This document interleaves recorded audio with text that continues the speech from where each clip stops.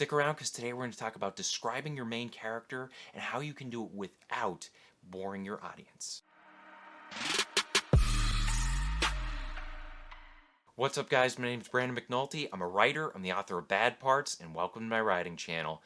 Today I want to talk about describing your protagonist, and this advice is going to apply to describing all your different characters out there, but specifically I want to focus on main characters because main characters are typically either the narrator of your story or they're going to be a point of view character, the person who we see the story through their eyes. And when you see a story through a character's eyes, it can often be a little weird to actually describe that character because, I mean, the way a lot of people do it is they have that character walk up to a mirror and then all of a sudden they're saying, well, I look like this, or my hair looks funny, or whatever it is. And there are better ways of doing it, and today I have some advice for you. I'm going to explain, first of all, what to describe, and then I'm going to get into how to describe it better, and then at the end of the video I'm going to give you a couple quick examples that'll help hammer home what I'm going to teach you today. But first I want to start off by answering the question, what should you describe? The most obvious thing that you need to describe are some physical attributes about your character. Now, when we talk about physical attributes, we talk about things like facial structure and hair color, body type. Do they wear glasses? Do they have tattoos?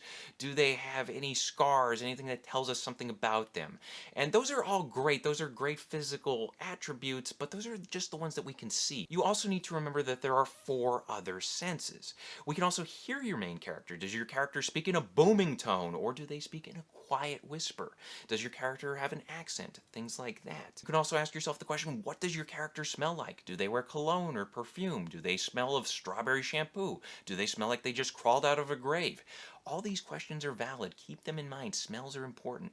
And you could also focus on taste and feel as well. If your main character chews big red gum all the time, their mouth probably tastes of cinnamon. You can mention that. If your character has suffered from some kind of injury in the past and they have nagging pain in their lower back, mention that as well. Don't forget about those 4 other senses. I know when we think about describing a character, it's all about, okay, well, what color hair do they have? How long is that hair? You know, how tall are they? How short are they? Yes, physical things we can see, they are great, but also remember what we can hear, smell, taste, and feel. The second thing to describe are physical mannerisms, and this can be anything like gestures or habits or tics. If you have a character who is constantly biting on the tip of a pen, that might tell us something about that character. For instance, maybe they're a character who has just recently given up smoking and they're trying to find something else as like a physical stand-in instead of a cigarette.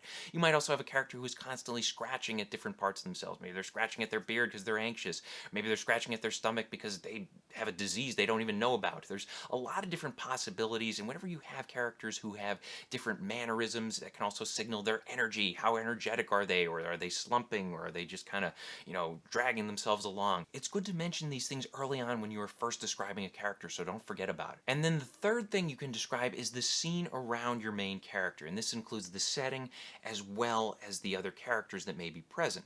And this is important because typically your main character is going to be a point of view character, and what they notice tells us something about them. For instance, if you have a character who steps onto a basketball court and they notice that everyone there is a lot shorter than them, that tells us that your main character is really tall. So things like that can clue us in on what your character looks like, or who they might be, or what type of person they are. Now that we talked about the what, I want to talk about the how you can best describe your main character. And one of the key things to remember is that less is always more when it comes to description. Readers typically don't have a lot of patience with long, drawn-out descriptions of what a main character looks like and what their mannerisms are and how they see the world around them. So you want to be sharp with your details. You want to keep things concise and to the point, and you want to be specific with your details. Think about with Harry Potter. Whenever you think of the character of Harry Potter, what do you think of? You think of the lightning scar and you think of his glasses. And then you kind of fill in the rest. I mean, readers don't need to know where his cheekbones are and what kind of chin he has and how big are his ears and all those other different things. If you keep things concise, that'll often work for your readers. On the other hand, if you just kind of throw every single detail you know about your main character onto the page, that can turn readers off. Another important thing to keep in mind when describing your main character is you want that description to be seamless. You want it to flow with the story. You don't want to hit the pause button and then make your readers just suffer through a static description of what the character looks like and what their common mannerisms are. You want that story to be in motion. You want that character to be acting and taking action. Those things are important. You need to keep the story moving forward. And then one last thing I want to throw out there is that when you are describing your main character, you need to find ways to include tension into that description. Now, recently I did a video on how you can include tension on any page of your story, and we can apply it to the act of describing a character. The only thing you need to do in order to include tension on any page of your story is that you need conflicting emotions working against one another. So a positive emotion as well as a negative emotion. Now, let's say if you're describing a character who has a beard, and you might say that, okay, well, he really loves his beard, and you're just describing it and all the pride that he takes in it and all the different trimmers he has and the different lotions or oils or whatever he puts into it to take care of it. You can have that positive outlook on it, and then toward the end of that paragraph or that sentence, you can also mention how frustrated he is that he has to shave it off in 2 weeks because he's starting a new job and company policy demands that he shave his beard. So if you have that positive trait, that pride mixed with that frustration, that can add tension to the story, and that can make the description a lot more interesting than just a static, okay, well, here's what happens, blah, blah, blah. Now let's take a look at examples. I have 2 examples for you today. The first one's from The Hunger Games. The second is from Carrie by Stephen King. We'll take a look at the Hunger Games example first. And just as a refresher, the book opens up with Katniss waking up at her home. She sees her sister Prin snuggled up next to her mother. It's reaping day, so there's a lot of tension in the air, and Katniss is getting ready to go out the door. So I'll pick up right here, and remember, Katniss is the narrator of this book. I swing my legs off the bed and slide into my hunting boots, supple leather that is molded to my feet. I pull on trousers, a shirt, tuck my long dark hair up into a cap, and grab my forage bag. On the table, under a wooden bowl to protect it from hungry rats and cats alike, sits a perfect little goat cheese wrapped in basil leaves, Prim's gift to me on reaping day. I put the cheese carefully in my pocket as I slip outside. So this is an effective early description of Katniss, our narrator, our main character. We see right off the bat, she swings her legs off the bed and steps into hunting boots. That tells us something about her. That tells us she's a hunter, and the fact that they're molded to her feet tells us that she uses these boots a lot. She is not a princess. She is not just wearing these boots for style. These are part of her life. And then in the next sentence, we get to get a little visual description of her based on her clothing. Okay, she wears trousers, a shirt, she tucks her long dark hair up into a cap, and then she grabs her forage bag. And in the last 2 sentences, these don't directly describe her, but they do indirectly describe her. And we see that she lives in an environment where you have to cover up your food or else the rats will get to it. And she doesn't seem fazed by this, so that tells us something about her.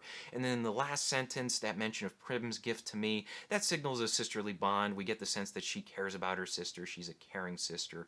And then at the very end, she slips outside, and we get a little sense of tension there. Now let's take a look at a paragraph from the opening scene of Carrie by Stephen King. And Carrie is, of course, about a teenage girl with telekinetic powers. The opening scene takes place in the girls' locker room after gym class, and all the girls are showering together. And we'll pick this up with a paragraph that gives us a description of Carrie. Girls stretched and writhed under the hot water, squalling, flicking water, squirting white bars of soap from hand to hand. Carrie stood among them stolidly, a frog among swans. She was a chunky girl with pimples on her neck and back and buttocks, her wet hair completely without color. It rested against her face with dispirited sogginess, and she simply stood, head slightly bent, letting the water splat against her flesh and roll off. She looked the part of the sacrificial goat, the constant butt, believer in left-handed monkey wrenches, perpetual foul-up, and she was. She wished forlornly and constantly that you and High had individual and thus private showers like the high schools at Westover or Lewiston. They stared. They always stared. So this paragraph tells us a lot about Carrie White, the main character.